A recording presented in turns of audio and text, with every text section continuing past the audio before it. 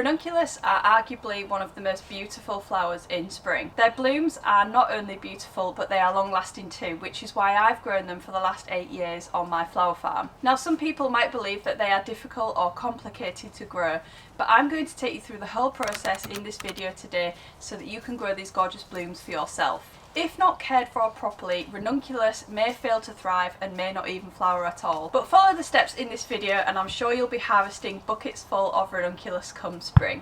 Preparation for a good ranunculus harvest starts either in autumn or spring, and the corms can be started off in successions to ensure that you have a staggered harvest of these flowers.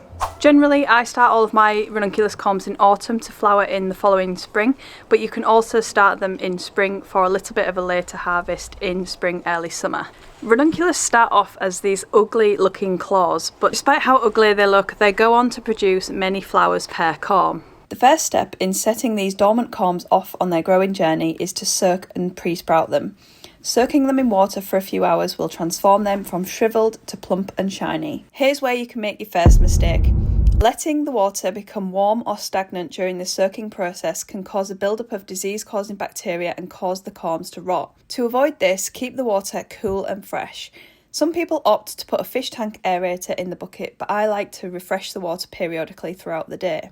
I like to soak and plant my ranunculus in the same day, so I generally soak the corms early in the morning so I can plant them up in the afternoon.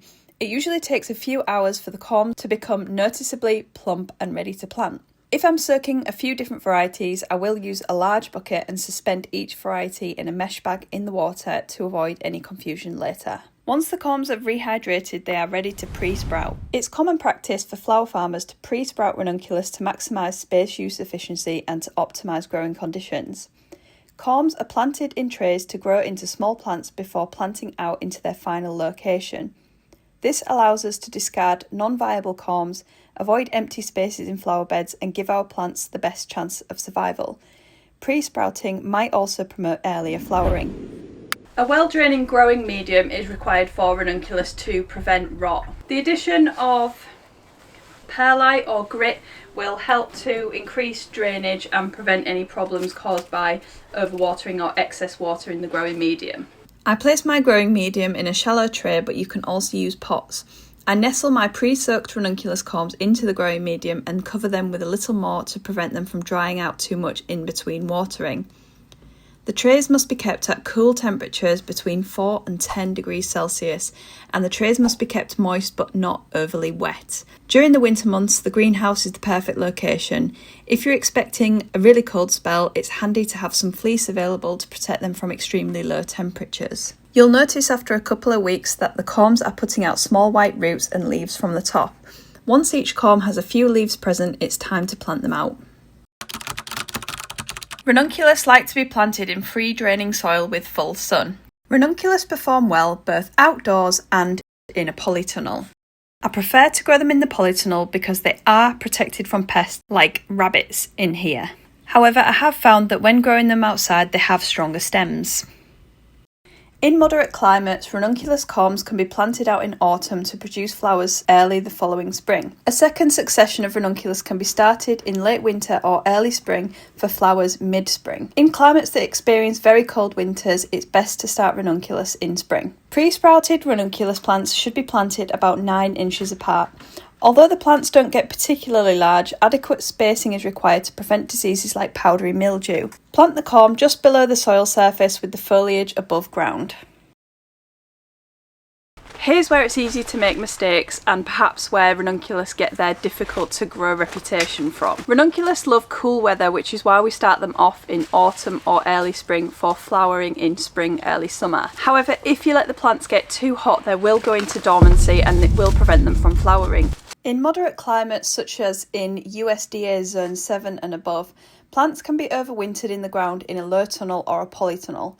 Make sure to have horticultural fleece on hand as ranunculus don't like to go much below freezing but can tolerate light frosts. Studies have shown that exposing corms to temperatures of 2 degrees Celsius for 2 weeks shortened the time to flower by 4 weeks. Ranunculus won't perform well if they experience temperatures of over 15 degrees Celsius, and they will go into dormancy if they go over 20 degrees Celsius. If regularly exposed to warm temperatures, leaves will start going yellow and dying off, and the plants will go into dormancy and stop producing flowers. This is when a ventilated polytunnel or a grow tunnel becomes essential to reduce temperatures and keep the blooms coming. Ranunculus have an impressive vase life of over 2 weeks, so in order to maximise this, we want to make sure we're harvesting at the right time. Flowering stems come straight from the corm and can be cut right at the ground level. Stems should be cut when you are seeing the colour of the bud and it is just starting to open up. For optimal results, it's recommended to harvest ranunculus in the cool of the morning or the evening. Cut the stems directly into cool water and keep the bucket in the shade to prolong their freshness. For more tips on cutting and conditioning flowers, see the link in my description to my cutting and conditioning video. I've got a question here from my Instagram DMs, and somebody has asked me if ranunculus corms can be left in the ground. And the answer is that ranunculus corms don't reliably come back if you leave them in the ground. And many of us flower farmers will treat ranunculus as an annual, buying fresh corms every year. However, it is possible to save the corms if you want to dig them up once you've finished harvesting. Once summer starts rolling around, you can pull them out of the ground, trim off any of the foliage that is on the corms, dry them out, so you want to dehydrate them back to the original form that you received them in, and then you can store them kind of in a mesh bag or something like that in a cool, dry environment. I found that when I've saved ranunculus corms in the past, they do produce weaker flowers and weaker stems, but they can sometimes be useful in arrangements when you need smaller flower heads. Another thing to be vigilant about is pests like mice and rabbits. This ranunculus corm has got mouse damage, and I often get mice eating the corms when I plant them out in autumn, and the only way I've found to tackle this is to put traps out for the mice, because they will not stop coming for these corms, and usually I find that there's only 1 or 2 mice that are causing the problem, so once they are sorted out, then the ranunculus are happy growing with no interference from the mice. As you can see, I've got all of my ranunculus plants here behind me in the polytunnel this year. In previous years I have grown them out in the field.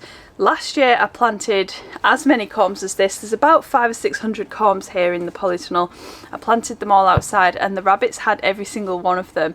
So that was a total waste of money and really disappointing for me, because I didn't have any of those beautiful flowers last spring. So this year I've changed tack, I've put them in the polytunnel, and for the time being, I've shut the ventilation screens, and I'm keeping the doors shut as well to stop the rabbits from getting in. Despite the fact that I have fenced my field to secure us against rabbits, they are getting in somehow, so I need to find out where and make sure that they can't get in the future, especially when I need to roll up these ventilated sides and let the doors open to cool off the ranunculus when it starts warming up in spring. Aphids can be a problem on ranunculus crops, but on my farm I like to use natural techniques to prevent pest problems rather than chemicals with any nasty or unknown side effects. I try to feed my ranunculus regularly with biostimulants which increase plant health and immunity. Things like humic acid, seaweed feed and compost extracts. It's also good to have a range of different crops and plants nearby to make sure there's a diverse range of habitats for predatory organisms. Powdery mildew can be a problem for ranunculus, but keeping your growing space well ventilated and making sure you leave enough space between plants can help. Keep plants well fed, especially with beneficial foliar sprays. To learn more about feeding plants, check out the video linked in my description. So there we have it guys, my comprehensive guide to growing ranunculus, and hopefully this video gives you the confidence to start off some ranunculus and have a go growing them and harvesting them yourself. I'm sure you'll be super proud of them once you start harvesting them come spring. If you liked this video, I've got plenty of other informative videos here on my channel that help you to grow cut flowers from seed to harvest, and you can also follow along on my flower farming adventures. I always give lots of information about what's going on here on the farm too. Or if you're interested in learning a little bit more in depth about growing cut flowers, then I do have an online course which teaches you everything you need to know about growing cut flowers from preparing beds through to planning what to grow, how to grow it, and how to harvest it too. Click the link in my description to find out more, and I'll see you again on the next video. Thanks guys!